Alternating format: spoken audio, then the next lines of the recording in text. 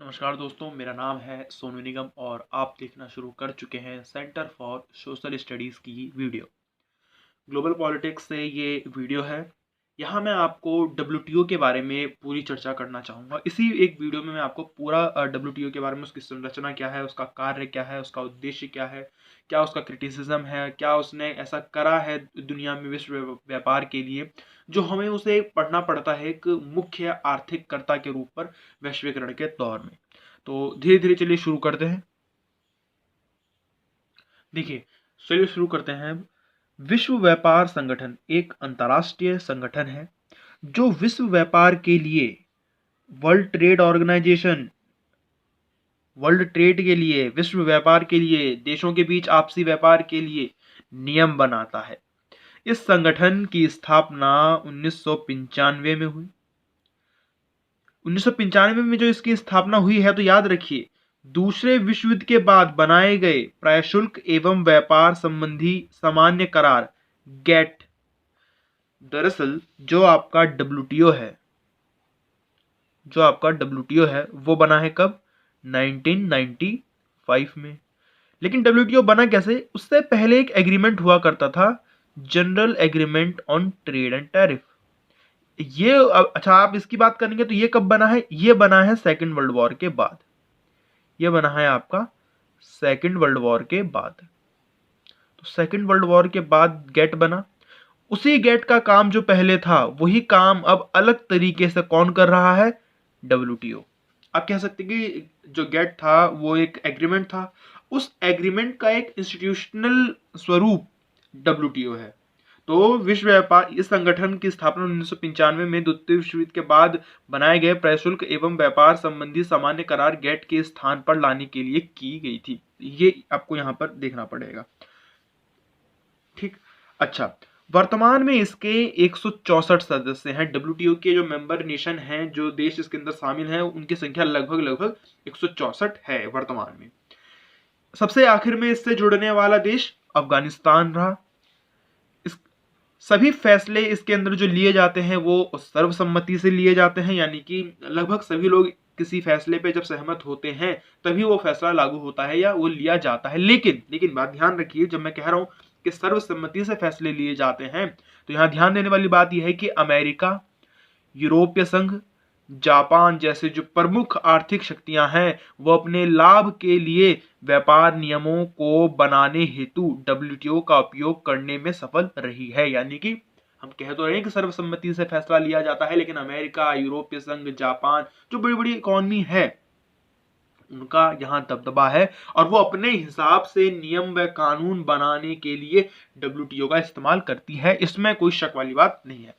विकासशील देश अक्सर गैर पारदर्शी प्रक्रियाओं और बड़ी शक्तियों द्वारा मजबूर किए जाने की शिकायत करते रहते हैं। आप समस्या भी यहां समझ गए होंगे। क्या समस्या ये है कि विकासशील देशों की जो डिमांड है या विकासशील देशों के ऊपर जो दबाव है वो विकसित देश या जो पश्चिम के देश है वो लगातार डालते रहते हैं। और डब्ल्यूटीओ के काम करने का तरीका थोड़ा सा गैर पारदर्शी भी है, यानी कि ट्रांसपेरेंट नहीं है, तो उसको लेकर भी शिकायत होती रहती है। उसके प्रोसेस क्या अपनाए जाते हैं उसको लेकर शिकायत होती रहती है। और जो बड़ी, जैसा मैंने आपको बताया कि बड़ी शक्तियां जो मजबूर करती हैं छोटे देशों को कि आप हमारी मतलब मनाने की बात करती है कि आप इस तरह से मानिए, आप उस तरह से मानिए।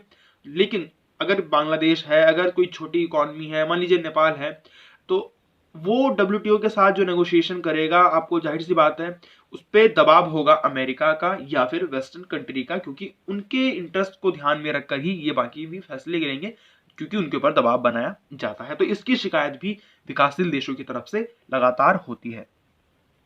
अच्छा, यहाँ पे अगर हम स्ट्रक्चर थोड़ा समझने की कोशिश करें कि विश्व व्यापार संगठन का स्ट्रक्चर कैसा है, तो यहाँ पर एक आप इस चार्ट की मदद से समझ सकते हैं कि सबसे ऊपर मिनिस्ट्रियल कॉन्फ्रेंस है, उसके बाद जनरल काउंसिल आती है, उस जनरल काउंसिल के समानांतर ही आप कह सकते हैं कि डिस्प्यूट सेटलमेंट बॉडी है, ट्रेड पॉलिसी रिव्यू बॉडी है। और जनरल काउंसिल के अंदर बहुत सारे जो है अलग अलग डिपार्टमेंट है, ट्रिम्स है, इंटेलेक्चुअल प्रॉपर्टी काउंसिल है, गुड्स काउंसिल है, सर्विस काउंसिल है, ट्रेड नेगोशिएशन कमेटी है। तो आप देखेंगे कि इसका जो स्ट्रक्चर है वो थोड़ा आप कह भी सकते हैं कि जटिल भी है। काम करने का तरीका हालांकि एक दूसरे से बहुत अलग है, लेकिन जटिल है। तो मैं इसे एक बड़े वर्ग के आधार पर इसे थोड़ा सा बांटने की कोशिश करूंगा, लेकिन हम लोग स्ट्रक्चर अभी समझते हैं 5-6 पॉइंट में, इसको हम समझने की कोशिश कर लेंगे। देखिए यहाँ पे देखिए मैंने लिख रखा है WTO की संरचना, स्ट्रक्चर ऑफ WTO। तो WTO की मूल संरचना में निम्नलिखित निकाय आते हैं, निम्नलिखित बॉडी आती है। निकाय मतलब यहाँ बॉडी से निम्नलिखित निकाय आते हैं। अच्छा, अब ध्यान दीजिए कि WTO की जो मूल संरचना है उसमें मैंने आपको क्या बताया कि सबसे पहले मिनिस्ट्रियल काउंसिल है, सबसे ऊपर की तरफ आप देखेंगे तो इसमें सभी क्या होती है ये मिनिस्ट्रियल काउंसिल, देखते हैं जरा। इसमें सभी सदस्य देशों के अंतर्राष्ट्रीय व्यापार मंत्री होते हैं। ये देखिए अंतर्राष्ट्रीय व्यापार मंत्री, ये जो बात हो रही है वो मिनिस्ट्रियल कॉन्फ्रेंस के अंदर है। अंतर्राष्ट्रीय व्यापार मंत्री यानी कि आप कह सकते हैं ट्रेड मिनिस्टर टाइप कुछ जो है, इसमें जो अलग अलग देशों के ट्रेड मिनिस्टर होते हैं वो इसके सदस्य होंगे मिनिस्ट्रियल काउंसिल के। मंत्री स्तरीय सम्मेलन, यह WTO का शासकीय निकाय है। यहाँ थोड़ा गलत लिखा हुआ है मैंने, शासकीय निकाय यानी कि सबसे आप कह सकते हैं ऊपरी बॉडी आप कह सकते हैं इसे।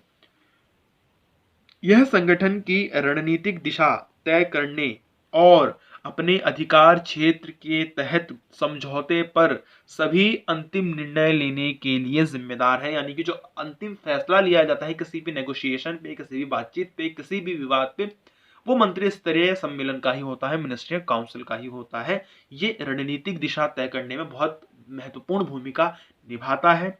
अपने क्षेत्र के, अपने समान, अपने अधिकार क्षेत्र के अंदर आने वाले जितने भी समझौते हैं उसमें अंतिम फैसला लेने का भी अधिकार और जिम्मेदारी इसी के पास है। अब देखिए उसके नीचे मैंने जैसा बताया कि जनरल काउंसिल, तो जनरल काउंसिल का क्या है यहाँ पे, मतलब जनरल काउंसिल में आप समझिए होंगे, जनरल काउंसिल नाम से ही पता चल रहा है कि जनरल काउंसिल है तो यानी कि एक आम काउंसिल है, तो यानी कि सभी सदस्य देश इसमें होंगे सदस्य। इसमें सभी सदस्य देशों के वरिष्ठ प्रतिनिधि होते हैं। आमतौर पर वो राजदूत स्तर के होते हैं, वो आप कह सकते हैं कि ब्यूरोक्रेट टाइप आप कुछ कह सकते हैं कि वो इसके सदस्य होते थे। जैसे इंडिया भी अपना भेजेगा, अपने वहां पे प्रतिनिधि भेजेगा, पाकिस्तान भी भेजेगा, चाइना भी भेजेगा, अमेरिका भी भेजेगा, तो वरिष्ठ प्रतिनिधि इसके अंदर होते हैं सभी देशों के। अच्छा, यह WTO के रोजाना के कारोबार, उसका प्रबंधन की देखरेख के जिम्मेदार होते हैं। व्यवहार में ज्यादातर मामलों के लिए यह WTO का फैसला करने वाला मुख्य अंग है। अगर आप देखें तो जैसा मैंने आपको बताया कि मंत्री स्तरीय आखिरी फैसला लेता है, लेकिन जो सारे कामकाज हो रहे हैं वो लगभग कहाँ हो रहे हैं, जनरल काउंसिल में होते हैं। तो जितने भी ज्यादातर मामले होते हैं उस पर फैसला लेने का एक जो जगह है जहाँ रणनीति बनेगी या जहाँ पे डिस्कशन होगा वो जनरल काउंसिल है, वो मुख्य अंग है। नीचे वर्णित निकायों में से कई सीधे जनरल काउंसिल को रिपोर्ट करते हैं, यानी कि इसके नीचे जो मैं अभी बात करने वाला हूं, आप जैसे कि मैंने आपको ये दिखाया था कि ये जो सारे बॉडी हैं ये किसको रिपोर्ट करेंगे, जनरल काउंसिल को रिपोर्ट करते हैं। तो उसी तरह से है ये। अच्छा, आगे देखिए कि अगला व्यापार नीति समीक्षा निकाय, the trade policy review body. तो ट्रेड पॉलिसी रिव्यू बॉडी जैसे मैंने आपको बताया समांतर एक आपको मिलेगा। इसमें भी WTO के सभी सदस्य होते हैं और यह यूरुग्वे राउंड के बाद बने व्यापार समीक्षा तंत्र, यूरुग्वे राउंड, अच्छा यहाँ पे आप राउंड समझ लीजिए, ये जो WTO की चर्चाएं होती है, जो इनकी डिस्कशन होती है, इनके पैनल बैठते हैं, तो ये राउंड के अनुसार गिने जाते हैं। जैसे मान लीजिए एग्जांपल लीजिए कि कोई बात शुरू हुई 2003 से, मान लीजिए एग्जांपल है कि कोई एक चीज के ऊपर डिस्कशन शुरू हो रहा है कि भाई 2003 में जाके इन्होंने कहा कि अब हमें एग्रीकल्चर पे, अब हमें जो है ग्रीन हाउस गैस को कम करने पे बात करनी, हालांकि इसके अधिकार क्षेत्र में है नहीं, वो अलग बात है, लेकिन इस तरह से व्यापार बढ़ना है कि सबको लाभ मिले। तो अब इसके ऊपर जो चर्चाएं होंगी वो एक साल में या एक मीटिंग में तो खत्म हो नहीं जाएगी, उसमें फिर 2004 पे भी मीटिंग होगी, फिर उसमें 2005 में भी मीटिंग होगी, फिर 6 में भी मीटिंग होगी, ऐसे करते करते हो सकता है 2018 तक मीटिंग हो। तो और मान लीजिए कि 18 तक अगर वो काम कंप्लीट हो गया तो इस पूरे समय को, इस पूरे सम्मेलनों को एक राउंड में बदल दिया जाएगा और कह दिया जाएगा कि एक्स राउंड है ये। ओके, तो आप इससे समझ सकते हैं कि एक राउंड में, जैसे यहाँ पे यूरुग्वे राउंड का नाम दिया गया, यूरुग्वे जगह का नाम, तो यूरुग्वे राउंड अगर दिया हुआ है तो यानी कि वहां से बात जो है शुरू होगी और वो एक लंबा समय रहेगा। तो एक राउंड के अंदर बहुत सारी मिनिस्ट्रियल कॉन्फ्रेंसेस, मिनिस्ट्रियल सम्मेलन हो जाते हैं, अब जैसे मैंने आपको बताने की कोशिश की यहाँ पे। तो ये जो व्यापार नीति समीक्षा निकाय है वो दरअसल यूरुग्वे राउंड के बाद व्यापार नीति समीक्षा तंत्र की देख रेख करता है। यह सभी सदस्य देशों की व्यापार नीतियों की आवधिक समीक्षा करता रहता है। मतलब कि इसका काम क्या है कि जो अलग अलग इसके मेंबर हैं, जो देश 164 इसके सदस्य देश हैं, उनकी क्या ट्रेड पॉलिसी है, उनकी क्या व्यापार नीति है, उसकी समीक्षा ये लगातार आए दिन करता रहता है। उसमें जो खामियां हैं, उसमें जो सुधार किए जाने हैं, वो सब फिर ये सलाह भी देगा और उसमें वो जांच भी करने की एक क्षमता रखता है। विवाद निपटान निकाय, डिस्प्यूट सेटलमेंट बॉडी, आप नाम से समझ गए होंगे कि इस बॉडी का क्या काम होगा, विवाद को सुलझाना, डिस्प्यूट को सुलझाना। तो जिन देशों के बीच व्यापार संबंधी कोई विवाद होता है तो वे इस निकाय के सामने अपील कर न्याय मांगते हैं। इसमें भी डब्ल्यूटीओ के सभी सदस्य होते हैं। यह सभी डब्ल्यूटीओ समझौते के लिए विवाद समाधान प्रक्रिया के क्रियान्वयन और प्रभावशालीता एवं डब्ल्यूटीओ विवादों पर दिए गए फैसले के क्रियान्वयन की देखभाल करता है। यानी कि देशों के बीच में जो भी इनके सदस्य हैं, अगर वो अपील करते हैं किसी व्यापार संबंधी मामले को लेके, विवाद को लेके, तो उसकी आप कह सकते हैं कि सुनवाई करेगा, उसका समाधान बताने की कोशिश करेगा। वो काम समाधान क्रियान्वित किया गया है या नहीं वो देखेगा, और उस कितना प्रभावशाली है वो समाधान, इसकी भी जांच करेगा। तो ये सब इसके अंदर आता है डिस्प्यूट सेटलमेंट बॉडी के अंदर। लास्ट आप देख लेंगे स्ट्रक्चर में, जो मैंने आपको बताया कि एक इंपॉर्टेंट ये रहेगा कि वस्तु एवं सेवाओं में व्यापार पर परिषद, the council on trade in goods and trade in services. तो trade in goods, trade in service, आप समझ सकते हैं ना, गुड और सर्विस में जो फर्क होता है, आपको पता है, मुझे पता है कि आपको इसके बारे में जानकारी होगी। और मैं चाहूंगा कि थोड़ा बहुत आप भी इस पे सर्च कर लें, जैसे कि मैंने आपको पिछले यहाँ पे बताया कि ये ट्रिम्स इंटेलेक्चुअल, इनके बारे में आप थोड़ा थोड़ा विकिपीडिया पे जाके शुरुआत की 4-5 लाइन अगर आप पढ़ेंगे तो आपको पता चल जाएगा कि ज़्यादा इसमें कोई बात करने जैसी चीज़ है नहीं। तो ये देखिए क्या है, ये वस्तुओं एवं सेवाओं में व्यापार पर परिषद, ये एक जनरल काउंसिल के जनादेश की तरह काम करती है। वो जो काम जो कहेगी उसके हिसाब से ये काम करेगी। और इसमें सभी सदस्य देश शामिल रहते हैं।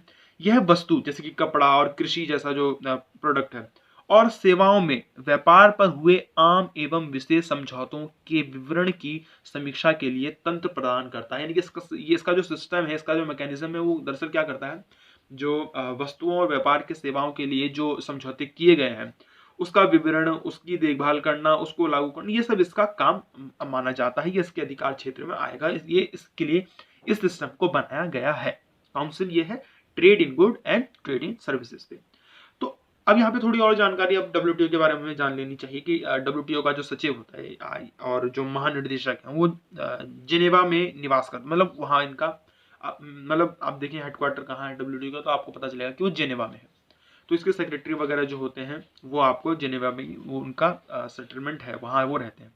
अच्छा, सचिवालय में जिसमें अभी सिर्फ लगभग आप कह सकते हैं कि लगभग 600 के आसपास लोग, 550 के आसपास लोग वहाँ काम कर रहे हैं। आप समझ सकते हैं कि इतनी बड़ी बॉडी में सिर्फ 500 550 लोग काम कर रहे हैं, तो आप समझ सकते हैं कि कितनी अपर लेवल की एक बॉडी है। और इसमें वहाँ अपने वकीलों को रखना, वहाँ अपना स्टाफ रखना देशों के लिए बहुत महंगा है, क्योंकि वो जगह भी बहुत महंगी है। और संगठन के सभी पहलुओं के संचालन का प्रशासकीय कार्य संभालते हैं।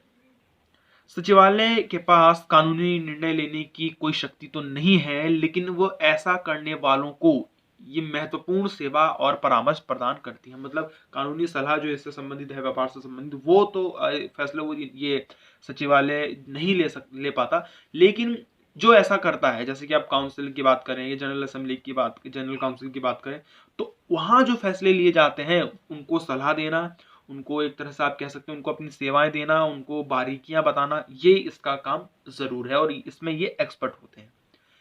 तीसरा आप देख लेते हैं हम लोग बड़ी जल्दी से, हमें देखना चाहिए तीसरा पॉइंट, अब हम इस वीडियो में आ रहे हैं कि विश्व व्यापार संगठन के क्या उद्देश्य है। तो पहले हमने संरचना आप देख ली है, अब हम तीसरे इसके छोर पे आ रहे हैं। विश्व व्यापार संगठन के उद्देश्य, आप कह सकते हैं कि क्यों बनाया गया है, क्या इसका प्रयोग है, आप इस तरह से इसे समझेंगे। तो विश्व व्यापार संगठन के समझौते लंबे और जटिल होते हैं। याद रखिए कि विश्व व्यापार संगठन के जो समझौते हैं वो बहुत लंबे होते हैं, उसमें बहुत डिटेलिंग होती है, बहुत जटिलता है, क्योंकि इनका पार्ट कानूनी होता है। ये एक तरह की कानूनी मैकेनिज्म ये बना रहे होते हैं, और यह गतिविधियों की व्यापक रेंज को कवर करते हैं। लेकिन कई सरल मौलिक सिद्धांत भी इन सभी दस्तावेजों में होते हैं। ये सिद्धांत बहुपक्षीय व्यापार प्रणाली की नींव है। तो विश्व व्यापार संगठन का काम ही ये है कि वो व्यापार के लिए कुछ मौलिक सिद्धांत, कोई मौलिक नियम, कोई सरल नियम या ये सब जो है बनाए, सेटलमेंट कराए, या आप कह सकते हैं कि समझौते कराए। तो ये जो समझौते होते हैं, जो सिद्धांत है, ये जो नियम है, वो एक बहुपक्षीय व्यापार प्रणाली को चालू करने में, उसे जीवित करने में, उसे बढ़ाने में सबसे बड़ी भूमिका निभाने वाला उसकी नींव है, ऐसा इसमें लिखा। देखिए, पहला, एक देश को अपने व्यापार भागीदारी के बीच भेदभाव नहीं करना चाहिए। जो देश हैं जिसके साथ वो व्यापार कर रहे हैं, जिसके भी साथ वो व्यापार कर रहे हैं, अगर एक भारत अगर 10 देशों के साथ व्यापार कर रहा है तो वो 10 देश उसके क्या है, व्यापार भागीदार है। तो वो 10 देशों में से किसी के भी साथ भेदभाव नहीं कर सकता। ये नहीं कि एक देश के ऊपर वो बिल्कुल भी इंपोर्ट ड्यूटी ना लगाए और एक देश से दुश्मनी निकालने के लिए बहुत ज्यादा इंपोर्ट ड्यूटी लगा दे, एक्साइज लगा दे। तो आप समझ सकते हैं कि इस प्रकार का भेदभाव नहीं होगा। इसे अपने और विदेशी उत्पादों, सेवाओं और नागरिकों के बीच भी भेदभाव नहीं करना चाहिए। ये इसका उद्देश्य है, देशों को लेकर ये कहता है कि भाई देशों को अपने व्यापार भागीदारों के बीच भेदभाव नहीं करना चाहिए। और क्या उद्देश्य है इसका? व्यापार को प्रोत्साहित करने के सबसे स्पष्ट तरीकों में से एक व्यापार बाधाओं को कम करना है। ये क्या होती है? ट्रेड बैरियर्स क्या होते हैं? आपने शुल्क लगा दिया, आपने टैक्स लगा दिया, आपने कोटा लगा दिया, आपने एंटी डंपिंग शुल्क की मात्रा लगा दी। तो ये सब जब आप करते हैं, आप कोटा लगा देते हैं कि भाई इससे ज्यादा आप नहीं मंगा सकते। तो ये क्या करते हैं? व्यापार को प्रोत्साहित करने में रुकावट पैदा करते हैं। तो व्यापार को प्रोत्साहित करने के सबसे स्पष्ट तरीकों में एक व्यापार बाधाओं को कम करना है। अगर आपको व्यापार को प्रोत्साहित करना है तो आपको व्यापार बाधाओं को कम करना पड़ेगा, और ये एक तरीका है। इन बाधाओं में शामिल क्या है? जैसा मैंने बताया, सीमा शुल्क और आयात प्रतिबंध, या कोटा आप कह सकते हैं, एंटी डंपिंग कह सकते हैं, शुल्क जो मात्राओं को चुनिंदा तरीके से प्रभावित करता है। यहां दो बार आ गया है। तो ये आपको हो जाएगा दूसरा उद्देश्य कि इसका दूसरा उद्देश्य ये है कि व्यापार बाधाओं को कम करना, टैरिफ को कम करना, टैक्सेस को कम करना। तीसरी तरफ चलते हैं। तीसरे क्या उद्देश्य इसका निकलकर सामने आया है कि विदेशी कंपनियां निवेशकों को, सरकारों को व्यापार बाधाओं को मनमाने ढंग से नहीं बढ़ाया जाना सुरक्षित करना चाहिए। देखिए, विदेशी कंपनियों, निवेशकों और सरकारों को व्यापार बाधाओं को मनमाने ढंग से नहीं बढ़ाया जाना चाहिए। व्यापार बाधा मैंने पहले बता दिया, सीमा शुल्क इसमें आ जाएगा, इसमें कोटा वगैरह का प्रोविजन आ जाता है, उसको बढ़ाया नहीं जाना चाहिए। ये सुनिश्चित करना पड़ेगा। स्थिरता और पूर्व नियमों के साथ निवेश प्रोत्साहन होता है। अगर आपने स्थिरता रखी है, अगर आपने व्यापार बाधाओं को दूर किया है, तो आपके देश में निवेश प्रोत्साहित होगा, आपके देश में निवेश होगा। निवेश होगा तो रोजगार के अवसर बनते हैं, बढ़ते हैं, और उपभोक्ता प्रतिस्पर्धा का पूरी तरह से लाभ उठा सकते हैं। तो आप समझ सकते हैं कि पसंद और कीमत की जो यहाँ बात आ जाती है कि अगर आपके पास चॉइसेस हैं तो आप हो सकता है कीमत देने के लिए भी तैयार हो जाए, अगर आपको ज्यादा थोड़ी कीमत देने लग जाए पड़ी भी तो लेकिन होता क्या है, जब कंपटीशन होगा तो वहां पे एक टफ कंपटीशन में क्या है, एक अच्छा ही रेट आपसे लिया जाता है, आपको ना ठगा जाता है, ना आपको प्रोडक्ट की क्वालिटी बेकार दी जाती है। तो प्रोडक्ट की क्वालिटी भी अच्छे से अच्छी रहेगी और रेट भी आपको जितना कम से कम कंपनी दे सकती है वहां आपको मिलेगा। तो आप समझ सकते हैं कि जब मार्केट खुलता है, जब व्यापार बाधा हटती है, तो इससे उपभोक्ता को फायदा मिलता है, इससे रोजगार भी मिलता है। ऐसा इसका उद्देश्य है, इसी को बढ़ाना। देखिए, अनुचित प्रथाओं को हतोत्साहित करना। हतोत्साहित करने का मतलब है उसे डिमोरलाइज करना। जो अनुचित प्रथाएं हो रही है व्यापार में, जैसे कि देखिए क्या कह रहा है, ये बहुत गंभीर।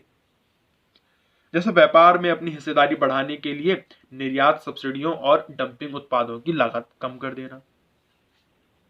ये एक गलत प्रैक्टिस मानी जाती है व्यापार के अंदर WTO के अकॉर्डिंग, कि आप अपने बाजार का दायरा बढ़ाना चाहते हैं, आप अपनी मार्केट कैप बढ़ाना चाहते हैं, आप अपना व्यापार बढ़ाना चाहते हैं, तो आपने क्या किया, अपने प्रोडक्ट को कुछ ज्यादा ही सस्ता करके बेचने लगे। ये इसलिए क्योंकि आप अपने प्रोडक्ट को बहुत ज्यादा बेचकर अपना व्यापार जो बढ़ाना चाहते हैं। लेकिन अगर आपने उस तरह का काम किया कि सब्सिडी दे दी, या डंपिंग का मतलब क्या, बहुत कम रेट पर अपने उत्पाद को बेच देना, इसे कहते हैं डंपिंग। अब अच्छा, उसकी क्वालिटी क्या होगी इसके बारे में कुछ कहा नहीं जा सकता। तो अगर आप इस तरह का काम करते हैं तो ये एक आपको लगेगा कि ये तो अच्छी बात है कि कि कंपनी सब्सिडी दे रही है, रेट कम कर रही है डंपिंग के द्वारा, लेकिन इससे होता क्या है कि कंपटीशन खराब होता है, इससे मार्केट खराब होता है। तो अगर इस तरह से आप कंपटीशन खराब करेंगे तो ये एक खराब, एक गलत प्रथा मानी जाएगी व्यापार के अंदर डब्ल्यूटीओ के अनुसार। अब क्या कहता है डब्ल्यूटीओ? डब्ल्यूटीओ कहती है कि इसी तरह के जो प्रथाएं हैं, जो ये सब्सिडी देकर डंपिंग के द्वारा जो है अपनी हिस्सेदारी बढ़ाने का काम करती कंपनी, वो खत्म होगी, उसे हतोत्साहित करना पड़ेगा। क्या नियम सही है, क्या नियम गलत, इस पर सरकारें कैसे प्रतिक्रिया करती है, खासकर अनुचित व्यापार द्वारा हुए नुकसान की भरपाई के लिए अतिरिक्त आयात शुल्क लेना। तो अगर आपको नुकसान हुआ तो आप उस पर शुल्क लगा सकते हैं, इसका प्रावधान की बात ये कर रहे हैं, इसका ये उसका उद्देश्य निकलकर सामने आ रहा है। पांचवा और आखिरी उद्देश्य यहाँ पे मैं आपको बहुत शॉर्ट में बता देता हूं कि डब्ल्यूटीओ के समझौते सदस्यों को न सिर्फ पर्यावरण बल्कि जन स्वास्थ्य, पशु स्वास्थ्य एवं ग्रह के स्वास्थ्य के संरक्षण के उपाय करने की अनुमति देते हैं। हालांकि ये उपचार राष्ट्रीय और अंतर्राष्ट्रीय व्यापार दोनों पर ही एक ही तरीके से लागू किए जाने चाहिए। तो लेकिन ऐसा हो भी नहीं रहा है, आपको पता है। फिर भी ये इसका एक उद्देश्य तो निकलकर सामने आता है कि जो समझौते हैं वो पर्यावरण, सिर्फ पर्यावरण नहीं बल्कि जन स्वास्थ्य, पशु स्वास्थ्य और ग्रह के स्वास्थ्य के संरक्षण के उपाय के लिए भी देखा जाएगा, और इसमें एक बड़े गोल को अचीव करने की बात हो रही है, केवल व्यापार बढ़ाने की नहीं बल्कि इसमें विकास की बात को भी वो शामिल करते हैं।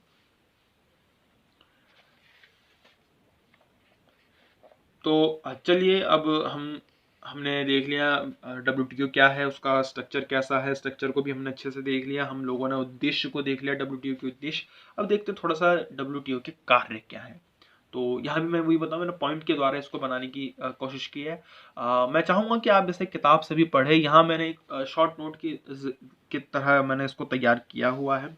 आप इसे मैं पहले ही कहता हूँ वीडियो में कि आप प्राइमरी सोर्स के द्वारा वीडियो को ना लें, आप हेल्प की तरह इसे इस्तेमाल कर सकते हैं, लेकिन ये नहीं कि सिर्फ वीडियो आपने ये देखी है और आपका काम चल जाएगा। आप इसे लिख सकते हैं, ज़रूर लिख सकते हैं, एग्जाम में आप लिख सकते हैं, लेकिन आपको किताबों का सहारा ज़रूर लेना चाहिए। और भी बहुत सारी वीडियोस हैं अच्छी वहाँ, वो जो काबिल बहुत अच्छी हैं, अच्छा मटेरियल इस्तेमाल हुआ है, वो भी आप देख सकते हैं। और अगर आप यहाँ तक आ गए हैं तो आपको चैनल को सब्सक्राइब करना चाहिए। दरअसल हो क्या रहा है कि लोग वीडियो तो ज़रूर देख रहे हैं हमारे चैनल पे, लेकिन चैनल सब्सक्राइब नहीं कर रहे हैं वो लोग। तो मैं चाहूँगा कि आप सब्सक्राइब करें ताकि हमारा मोटिवेशन लगातार बना रहे, हम आपके लिए ये वीडियो, ऐसी वीडियो और भी लाते रहें।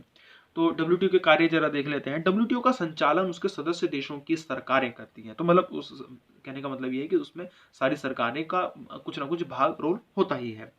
सभी प्रमुख फैसले पूर्ण सदस्यों द्वारा लिए जाते हैं, चाहे वह मंत्री जो 2 वर्ष में एक बार बैठक करते हैं, तो जो मिनिस्ट्रियल कॉन्फ्रेंस होती है वो 2 वर्ष में एक बार होती है, या उनके राजदूत या प्रतिनिधि द्वारा, जो जनरल काउंसिल है वो नियमित रूप से बैठक करते रहते हैं। मैंने आपको बताया कि भाई वो रोजमर्रा के फैसले पे काम करते रहते हैं, रोजमर्रा की प्रॉब्लम्स पे काम कर रहे हैं, तो वो इनके द्वारा फैसले लिए जाते हैं। डब्ल्यूटीओ अपने सदस्य देशों द्वारा संचालित है। अपनी गतिविधियों को समन्वित करने के लिए यह बिना अपने सचिवालय द्वारा काम नहीं कर सकता। अपने अगर उसको पूरी तरह से काम करना है, अपने सदस्यों के बीच काम करना है, वहाँ सदस्यों के बीच समन्वय लेकर आना है, तो वो अपने सचिवालय के द्वारा काम नहीं कर रहा है। तो आप ये समझ सकते हैं कि यहाँ सचिवालय का भी एक रोल बताने की कोशिश की है। मैंने बताया सचिवालय में लगभग जो है 600 के आसपास अधिकारी, मैंने वहाँ 550 लिखा हुआ है, यहाँ 600 लिखा हुआ है, इसी आंकड़े के आसपास वहाँ कर्मचारी काम कर रहे हैं। इसमें ज़्यादातर वकील हैं, इसमें अर्थशास्त्री हैं, इसमें स्टैटिशियन है, संख्याविद हैं, इसमें संचार विशेषज्ञ हैं, और इसमें डेटा एनालिटिक्स के लोग हैं। इसमें मतलब आप समझ सकते हैं कि किस तरह के लोगों की ज़रूरत यहाँ होती है। इसमें अर्थशास्त्री मुख्य रूप से, वकील जो कॉमर्स से रिलेटेड हैं, जो कंपनी से रिलेटेड हैं, जो व्यापार से संबंधित वकील हैं, वो इसमें कॉर्पोरेट से संबंधित वकील, वो इसमें ज़्यादातर आपको मुख्य रूप से दिखेंगे, और इनकी फीस बहुत ज़्यादा होती है।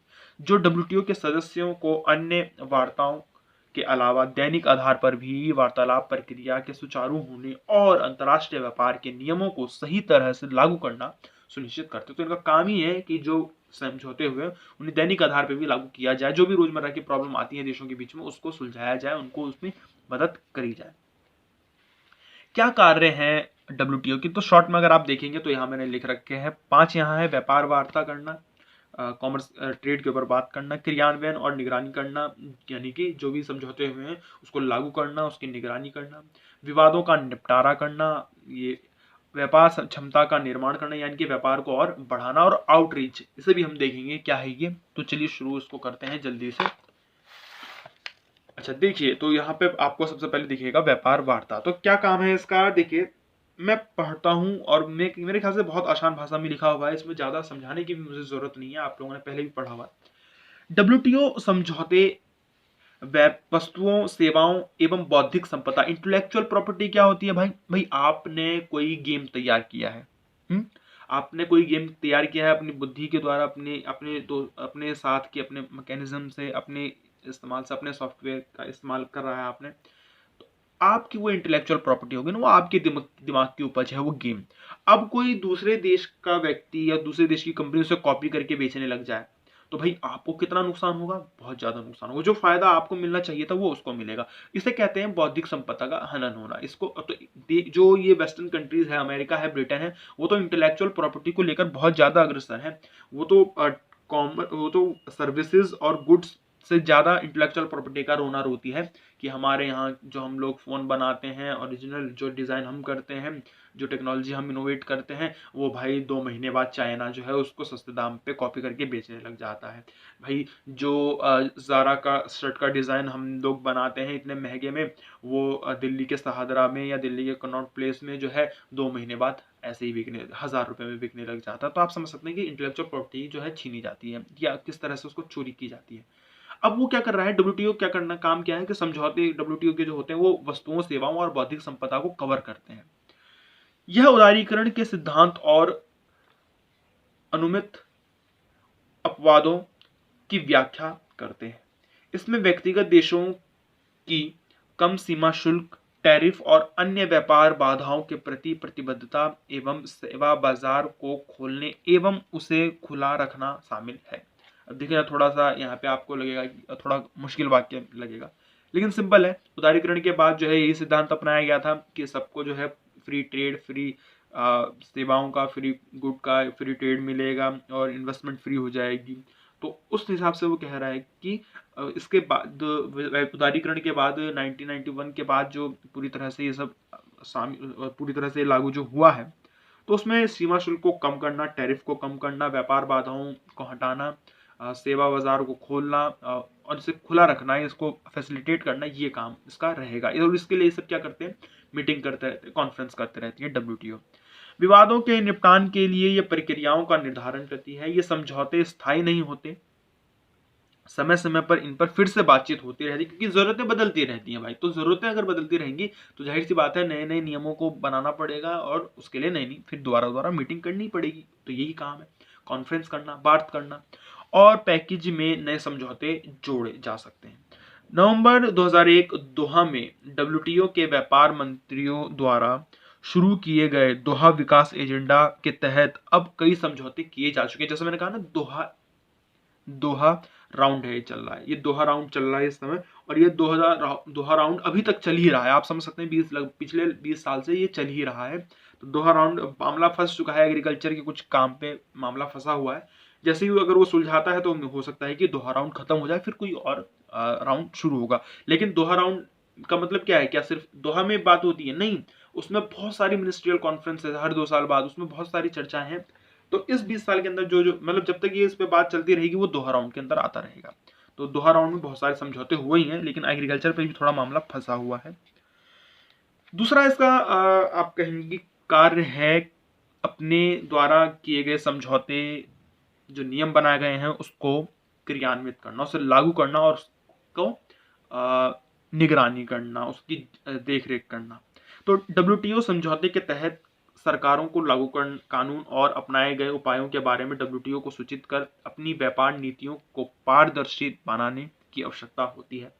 डब्ल्यूटीओ के कई परिषद और समितियां इस बात को सुनिश्चित करती है कि नियमों का पालन किया जा रहा है या नहीं, और डब्ल्यूटीओ के समझौतों का क्रियान्वयन उचित तरीके से हो रहा है या नहीं, ये भी देखती है।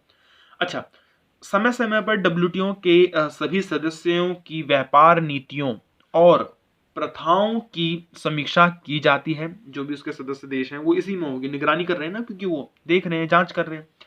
प्रत्येक समीक्षा से संबंधित जो देश हैं और डब्ल्यूटीओ के सचिवालय द्वारा एक रिपोर्ट भी तैयार की जाती है। तो ये भी इसका काम है, क्रियान्वयन करना, इम्प्लीमेंट करना और निगरानी भी करना अपने समझौतों की।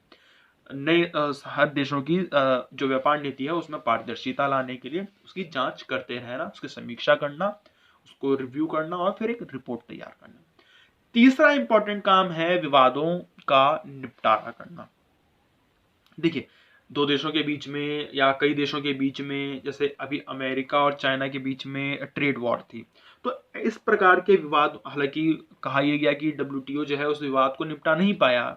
अमेरिका के बीच में, चाइना के बीच में जो ट्रेड वॉर चली उसको निपटाने में अमेरिका डब्ल्यूटीओ असफल रहा है। लेकिन फिर भी ऐसे कई सारे विवाद हैं जो वहां वो निपटाती है, क्योंकि तभी तो हम इतना आगे बढ़ चुके हैं, तभी तो वो 25 साल से टिका हुआ है। देखिए, विवाद निपटान समझौते के तहत व्यापार संबंधी झगड़ों का समाधान करने की डब्ल्यूटीओ की प्रक्रिया नियमों को लागू करने और व्यापार प्रवाह का सुचारू होना सुनिश्चित करने के लिए महत्वपूर्ण है। अगर किसी देश या किन्हीं देशों को लगता है, अगर किसी देश को लगता है या बहुत सारे देशों को लगता है कि समझौते के तहत उनके अधिकारों का उल्लंघन किया जा रहा है, तो वे उस विवाद को डब्ल्यूटीओ में पेश करते हैं। हालांकि वहां आपको वकील हायर करना पड़ता है, वकील बहुत महंगा होता है।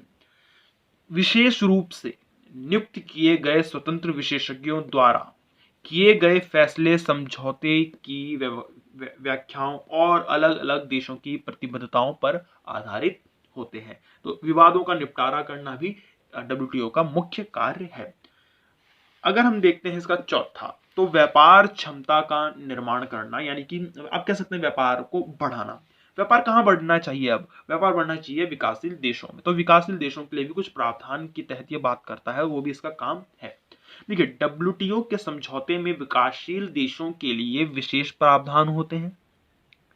इसमें कई समझौतों और प्रतिबद्धताओं को लागू करने के लिए अधिक समय, उनके व्यापार अवसरों को बढ़ाने के लिए उपाय और उनके व्यापार क्षमताओं के निर्माण, विवाद को निपटाने और तकनीकी मानकों को लागू करने में मदद करने के लिए समर्थन देना शामिल है। तो वो क्या करता है कि अपने समझौते को लागू करने के लिए विकासशील लोगों को छूट भी देता है और कुछ आप कह सकते हैं कि रियायत भी मिलती है। तो व्यापार की क्षमता का निर्माण हो विकासशील देशों में, ये उसका समर्थन देना डब्ल्यूटीओ का मुख्य काम है।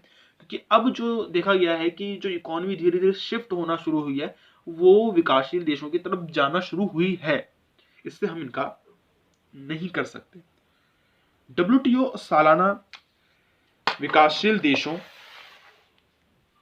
के लिए तकनीकी सहायता मशीनों का आयोजन भी करता है। विकासशील देशों को उनके व्यापार में विस्तार के लिए जरूरी है कौशल और संरचनात्मक ढंग के विकास हेतु व्यापार के लिए सहायता प्रदान करना। तो एड फॉर ट्रेड, यानी कि व्यापार के लिए कुछ मदद डब्ल्यूटीओ देता है विकासशील देशों को, और जैसा ऊपर लिखा हुआ है कि तकनीकी सहायता भी देना काम इसका है। पांचवा और आखिरी काम आप कह सकते हैं इसमें आउटरीच। अब आउटरीच क्या है तो देख लेते हैं पहले, उसके बाद मैं आपको बता देता हूँ। देखिए, डब्ल्यूटीओ सहयोग को बढ़ाने एवं संस्था की गतिविधियों के प्रति जागरूकता फैलाने के लिए गैर सरकारी संगठन, एनजीओ, सांसदों, अन्य अंतर्राष्ट्रीय संगठन, मीडिया और आम जनता से डब्ल्यूटीओ के अलग अलग पहलुओं एवं चालू दोहा वार्ता पर नियमित तौर पर बातचीत करता है। तो देखिए क्या करता है, जागरूक फैलाने के लिए, क्योंकि नेगेटिविटी बहुत ज्यादा है डब्ल्यूटीओ के बारे में कि वो विकासशील देशों को काम करता है, वो कैपिटलिज्म को बढ़ाने का काम करता है, वो अमेरिका के इंटरेस्ट को पूरा करता है। तो डब्ल्यूटीओ के साथ सहयोग बढ़ाने के लिए वो डब्ल्यूटीओ क्या कर रहा है, आउटरीच, यानी कि एक बड़ा दायरा, एक बड़ी तस्वीर खींच रहा है, एक ज्यादा समाहित करने की बात करता है, चर्चा को बड़े पैमाने पे लेकर आता है, जिसमें ये कहता है कि ना सिर्फ देशों के मंत्रियों से बात, बल्कि आप भी आइए। जो कह रहे हैं, अब बात ये चल रही है कि डब्ल्यूटीओ के अंदर तो एनजीओस को भी होना चाहिए, क्योंकि एनजीओस तो है ही नहीं, लेकिन एनजीओस को होना चाहिए। वो कह रहे हैं कि एनजीओ भी अब अच्छा वो भूमिका निभा रहे हैं, ये बात भी सही है, मीडिया की बात सुनी जाए उसमें, और उसमें आम जनता की बात सुनी जाए। इससे क्या है कि एक सोशल फैक्टर जो है वो उभर कर सामने आएगा। तो वो आउटरीच की बात कर रहे हैं, एक बड़े दायरे की बात कर रहे हैं, डब्ल्यूटीओ का ये काम बनता है। ये हो गया आपके डब्ल्यूटीओ के कार्य। तो हमने देखा डब्ल्यूटीओ क्या है, डब्ल्यूटीओ का स्ट्रक्चर, डिटेल में हमने स्ट्रक्चर को देखा, फिर हमने देखा डब्ल्यूटीओ के उद्देश्य तीसरे नंबर पे, फिर हमने चौथी बात हमने यहाँ पे की है डब्ल्यूटीओ के कार्यों की, उसे भी हमने डिटेल से देखा है। पांचवा हमें यहाँ देखना चाहिए कि efficiency of WTO in increasing global trade. कहां तक सफल रहा है डब्ल्यूटीओ ग्लोबल ट्रेड को या वर्ल्ड ट्रेड को बढ़ाने में। देख लेते हैं जल्दी से, डेटा है कुछ यहाँ पे, कुछ पॉइंट है, ये मैंने वीडियोस से ली हुई है या मैंने यूट्यूब वीडियोस से लिया हुआ है, और इसमें विकिपीडिया का भी इस्तेमाल है। देखिए 1930 की वैश्विक आर्थिक मंदी के दौरान, 1930 की वैश्विक आर्थिक, 1930 में आपको पता है कि ग्लोबली जो है कितना डिप्रेशन आया हुआ इकोनॉमी में, उसके दौरान 50% का टैरिफ था। देशों ने अपने देश अर्थव्यवस्था में जो है टैरिफ 50% तक लगा रखा था, जो आज के समय पे घटकर लगभग 9% है। ध्यान रखिए, लगभग 9% है। तो अगर इतना कम हुआ है, ध्यान दीजिएगा, अगर वो इतना कम हुआ है तो इसके पीछे किसका हाथ है? वो लगभग 32 गुना कम जो है पहले के मुकाबले बढ़ा है। यहाँ पे ध्यान देने वाली बात यह है कि अगर टैरिफ कम हुआ तो जाहिर सी बात है, जब टैक्स कम हुआ है एक तरह से, तो मार्केट बढ़ेगा, व्यापार बढ़ेगा। तो आप देखते हैं कि जो 2007 के जो निर्यात है, 2007 में जो निर्यात हुआ वो 2050 के मुकाबले लगभग 32 गुना ज्यादा बढ़ा था। तो आप समझ सकते हैं कि कितना ग्लोबल ट्रेड को बढ़ाने में कामयाब रहा ये सब चीज, डब्ल्यूटीओ वगैरह। तो डब्ल्यूटीओ ने व्यापार युद्ध, जैसे मैंने कहा ट्रेड वॉर होती है, संरक्षणवाद, अलगावाद और व्यापार पक्षपात को खत्म करने का काम किया है, जैसे मैंने भी आपको पिछले कुछ टाइम में बताया है।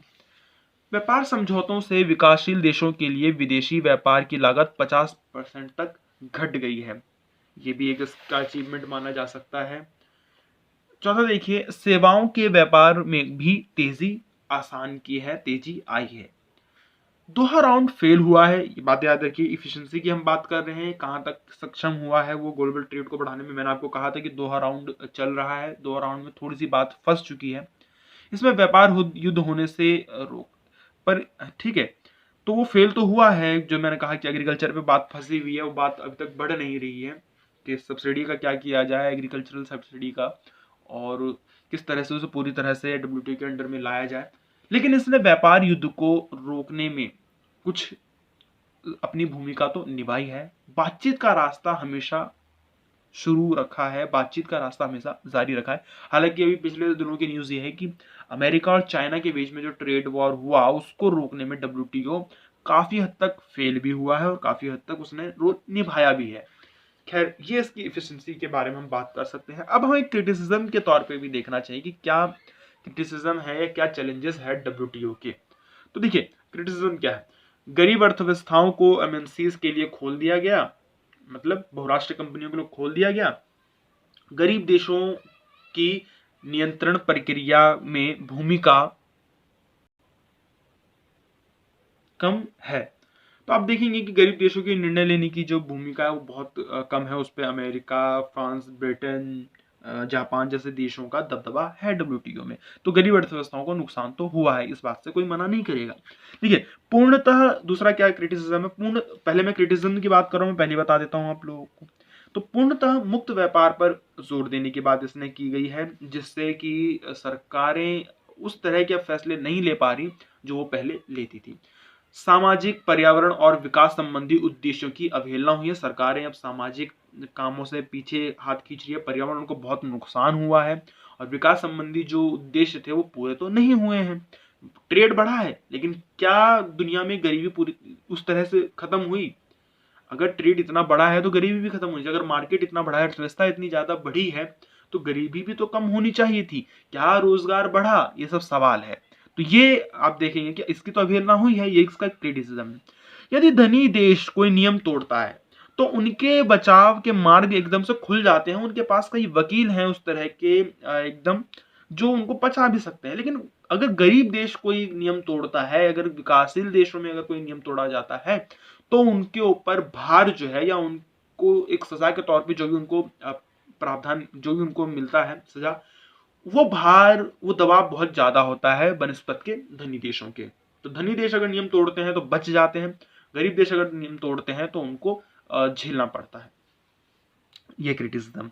अगला क्रिटिसिज्म हमें देखना चाहिए, आलोचना हमें देखनी चाहिए कि विकासशील देशों को जो खाद्यान्न की समस्या है और जो ऊर्जा की समस्या है तथा वित्तीय संकट में जो वो इतनी अंदर तक जा चुकी है, इन समस्याओं को उबारने में डब्ल्यूटीओ नाकाम रहा है। तो खाद्यान्न की समस्या बनी हुई है बहुत सारे विकासशील देश और गरीब देशों में, ऊर्जा की समस्या बनी हुई है, जो वित्तीय संकट है, जो फाइनेंशियल क्राइसिस है, उससे उबारने में डब्ल्यूटीओ नाकाम रहा है। ये बात भी पक्की है, ये बात भी एक आलोचना के तौर पे देखी जाती है, कही जाती है। आगे देखिए कि कृषि उत्पादों और दवा उद्योगों के लिए विकसित देशों के बाजारों को खोलने में असफल रहा है। अब देखिए कृषि उत्पाद और दवा, भारत की दवाई अमेरिका की दवाइयों से बहुत ज्यादा सस्ती है। अगर भारत की कंपनियों को मौका मिला पूरी तरह से यूएसए में अपनी दवाई बेचने का, तो हम लोग दुनिया में मादा रखते हैं कि हमारा मेडिकल सेक्टर या हमारा मेडिसिन सेक्टर जो है वो पूरी दुनिया पे हावी हो सकता है, क्योंकि उसकी दवाइयां बहुत बढ़िया है, रेट कम है, कॉस्ट कम है, प्राइस कम है। लेकिन उन लोगों ने क्या किया, किसी ना किसी तरीके से उस पर बैन लगाने की कोशिश कर रही हुई है या किसी ना किसी तरह से प्रतिबंध के तौर पे उसे रखा हुआ है, जिस कारण हो क्या रहा है कि विकासशील देशों का निर्यात नहीं हो पा रहा है। तो विकासशील देशों का अगर निर्यात नहीं होगा तो उनको फायदा कैसे होगा? तो कृषि उत्पाद और दवा उद्योग के लिए विकसित देशों ने अपने बाजार नहीं खोले हैं, जिससे कि विकासशील देश को फायदा नहीं हो रहा है। तो अब यहाँ पे हम देखते हैं, आगे देखते हैं, चलिए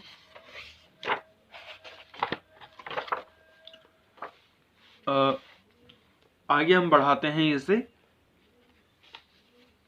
क्रिटिसिज्म को, कि बौद्धिक संपदा के अधिकार के व्यापार के लिए बौद्धिक संपदा के अधिकार व्यापार के लिए गैर पारदर्शी नियम के कारण स्थानीय नवाचार और संसाधन को हानि पहुंचे। अब बौद्धिक संपदा की बात कर रहे हैं, इंटेलेक्चुअल प्रॉपर्टी की बात कर रहे हैं, वो पेटेंट ले लेते हैं।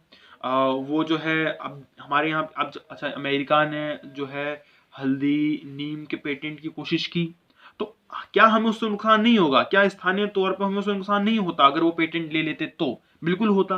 तो वो ऐसा कोशिश कर रहे हैं इंटेलेक्चुअल प्रॉपर्टी के हिसाब से, अगर वो कोशिश करें तो करने, और वो जो है बैन कर देते हैं देशों को, वो जो है उनपे जुर्माना लगा देते हैं अगर इंटेलेक्चुअल प्रॉपर्टी के अधिकार को लेकर। इससे जो है जो नियम बनाए जा रहे हैं वो जो गैर पारदर्शी नियम है, ट्रांसपेरेंट नहीं है, उससे हानि हो रही है स्थानीय नवाचार को, यानी कि लोकल इनोवेशन को। ये इसका एक आलोचना माना जा सकता है। हालांकि मैं इससे इतना ज्यादा भी सहमत नहीं हूं, लेकिन ये भी एक आलोचना देखी जाती है। लास्ट देखते हैं इसका क्रिटिसिज्म कि एमएनसीज द्वारा डब्ल्यूटीओ प्रभावित है, यानी कि डब्ल्यूटीओ में एमएनसीज का दबदबा बहुत ज्यादा है, जबकि एनजीओ और नागरिक समाज की कोई भूमिका ही नहीं। तो एमएनसीज तो घुस चुकी हैं एक तरह से डब्ल्यूटीओ के अंदर, लेकिन एनजीओ कहाँ है?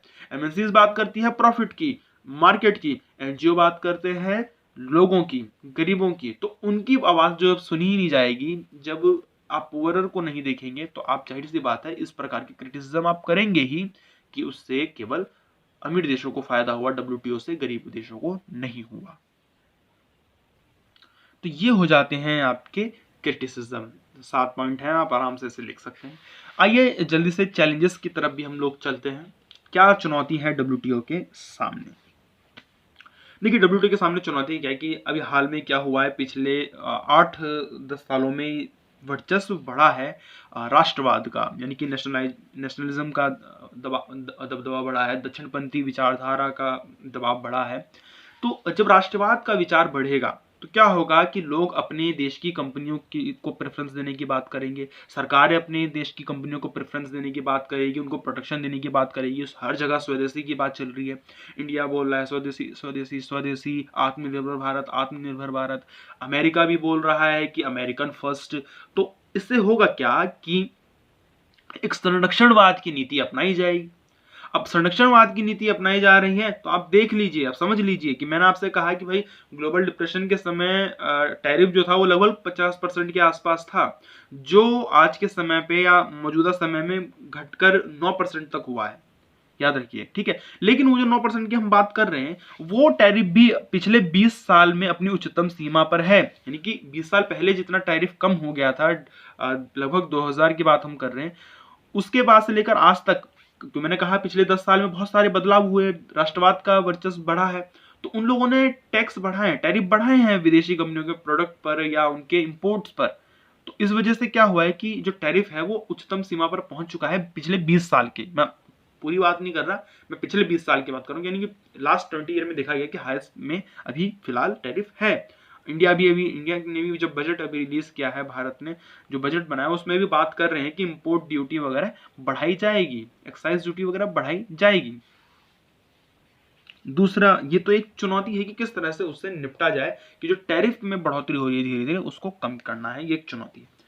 दूसरा इसका चैलेंज सामने यह है कि दोहा राउंड की कृषि और सब्सिडी पर जो समझौते ने डब्ल्यूटीओ की भूमिका को दरअसल बदल दिया है, तो अब वो एक अलग प्रकार से काम करने की कोशिश कर रहा है, और ये अब हालांकि वो सफल कितना हो पाता है दोहा राउंड, वो देखा जाना चाहिए। हालांकि इसमें हम ज्यादा बात नहीं करना है हमें, लेकिन अगर आप चाहते हैं तो आप इसे गूगल पे या आप इसे यूट्यूब पे ही किसी वीडियो में देख सकते हैं दोहा राउंड को थोड़ा सा समझने के लिए। यहाँ मैं ज्यादा उस पर बात नहीं कर रहा हूँ, लेकिन चैलेंज यही है कि दोहा राउंड को किस तरह से सफल पूरी तरह से बनाया जाए, ये एक चुनौती है। अब व्यापार युद्ध की परिस्थितियों उत्पन्न हो रही हैं अमेरिका के बीच में, चीन के बीच में, जो व्यापार युद्ध चल रहा है फिलहाल, अभी भी चल ही रहा है लगभग, उसको कैसे खत्म किया जाए। इस प्रकार के जो और व्यापार युद्ध हैं, जो ट्रेड वॉर्स चल रहे हैं देशों के बीच में, उसे भी कैसे खत्म किया जाए, ये भी एक चुनौती का सबब बना हुआ है। चौथी चुनौती आप देख लेते हैं कि विकासशील देशों की आर्थिक भूमिका बढ़ रही है, विकासशील देश आगे बढ़ रहे हैं, उनकी अर्थव्यवस्था बढ़ रही है, तो उनका रोल भी बढ़ रहा है, परंतु डब्ल्यूटीओ के संदर्भ में इनका विश्वास कम हो रहा है। लेकिन अब क्योंकि इनका अर्थव्यवस्था इनकी बढ़ रही है, लेकिन ये देख रहे हैं कि डब्ल्यूटीओ इनकी उस तरह से मदद नहीं कर रहा है, तो इनका इंटरेस्ट, विकासशील देशों का इंटरेस्ट वहां पे थोड़ा कम हो रहा है, विश्वास वहां कम हो रहा है। अगर इनका विश्वास कम हो गया और ये अपने आप को वहां से बाहर निकालने लगे, तो डब्ल्यूटीओ की क्या रिलेवेंसी रह जाएगी? क्या सिर्फ जो बड़े वर्चस्वशाली देश हैं वो आपस में ट्रेड करेंगे? और इन देशों ने अगर कोई अपना अल्टरनेटिव सेटअप बना लिया, कोई अपना अल्टरनेटिव मैकेनिज्म बना लिया, इंस्टीट्यूशन बना लिया विकासशील देशों ने, तो फिर डब्ल्यूटीओ की क्या उपयोगिता रह जाएगी? तो डब्ल्यूटीओ को अगर एक्टिव रहना है, उपयोगी रहना है, अगर अपने आप को बनाए रखना है, तो उनको इस पे ध्यान देना पड़ेगा, और डब्ल्यूटीओ को ठीक प्रकार से काम करना पड़ेगा विकासशील देशों के लिए। तो एक संकट आ गया है डब्ल्यूटीओ की उपयोगिता पर, ये भी एक चैलेंजेस है। थोड़ा इस पे हम बात कर लेते हैं, थोड़ा कंक्लूजन पे हम लोग बात कर लेते हैं। तो ये चैलेंजेस के ऊपर बात हो गई। कंक्लूजन में क्या इसमें हम लिखेंगे, तो 7वां पॉइंट है, हमने क्या क्या बात की, हमने डब्ल्यूटीओ के बारे में बात की, कहाँ है, क्या कर रहा है, क्या उसका संरचना कैसी है, क्या उसका स्ट्रक्चर है, ये हमने बात की। क्या उसके कार्य हैं, हमने ये बात की। क्या उसके उद्देश्य हैं, हमने ये बात की। किस प्रकार से डब्ल्यूटीओ ग्लोबल ट्रेड को बढ़ाने में सफल रहा है, हमने ये बात की, आंकड़ों से भी हमने समझा। उसके सामने क्या चुनौती है, हमने ये देखा। क्या उसकी आलोचना की जा सकती है, हमने ये देखा। तो हमने एक अच्छा खासा इसमें हमने टॉपिक पर चर्चा की है। तो निष्कर्ष हम देख लेते हैं बहुत जल्दी से। देखिए, डब्ल्यूटीओ जो गेट के स्थान पर लाया गया था, और जिसका कार्य व्यापार को मुक्त एवं आसान करना था, साथ ही साथ गेट की कमियों व खामियों को समाप्त करना। देखिए, आप नई चीज क्यों लाते हैं कि पुरानी चीज जब वो काम करना बंद कर दे, पुरानी चीज जो आपको प्रॉब्लम को सुलझा नहीं पा रही है, तो उसकी जगह आप नई चीज लाएंगे। तो नया चीज क्या करेगा, उसकी पुरानी प्रॉब्लम को खत्म करने की कोशिश करेगा, जो आपने कमियां थी वो खत्म करने की करेगा, जो खामियां थी वो खत्म करेगा। तो इसके लिए जो है डब्ल्यूटीओ लाया गया था। आज लगभग 25 वर्ष बीत चुके हैं, आपको पता है 95 में बन रहा है वो, तो लगभग 25 साल हो ही गए हैं, 25-26 साल हो गए हैं। अब 25 साल बीत जाने के बाद हम कह सकते हैं कि डब्ल्यूटीओ अपने उद्देश्य को पूरा करने में सफल तो रहा है। भाई, वो ग्लोबल ट्रेड को उसने बहुत काफी हद तक क्या उसने वो चरम सीमा पे गया है। दुनिया में ग्लोबल ट्रेड बहुत ज्यादा बढ़ा है, तो वो सफल ही रहा है। लेकिन विकासशील देश अभी भी समस्याओं का सामना कर रहे हैं, और डब्ल्यूटीओ के सामने नई प्रकार की जो चुनौती है उसका समाधान किया जाना अभी बाकी है, क्योंकि जो हमने चुनौती आपके सामने रखी है वो अभी डब्ल्यूटीओ को खत्म करनी है, इसीलिए तभी वो रिलेवेंट रह सकता है, तभी वो उपयोगी रह सकता है, जिससे कि डब्ल्यूटीओ की उपयोगिता बनी रहे। तो डब्ल्यूटीओ को अपनी चुनौतियों का सामना करना पड़ेगा, तभी वो रिलेवेंट रहेगा। तो धन्यवाद दोस्तों वीडियो देखने के लिए। फिर से एक बार कहूंगा कि वीडियो को लाइक करें, शेयर करें, चैनल को सब्सक्राइब करें। वीडियो आप देख रहे हैं, सब्सक्राइब आप नहीं कर रहे हैं, आप सब्सक्राइब करेंगे तो हमें मोटिवेशन मिलेगा, हम और भी आपके लिए वीडियो ऐसे लेकर आएंगे। धन्यवाद।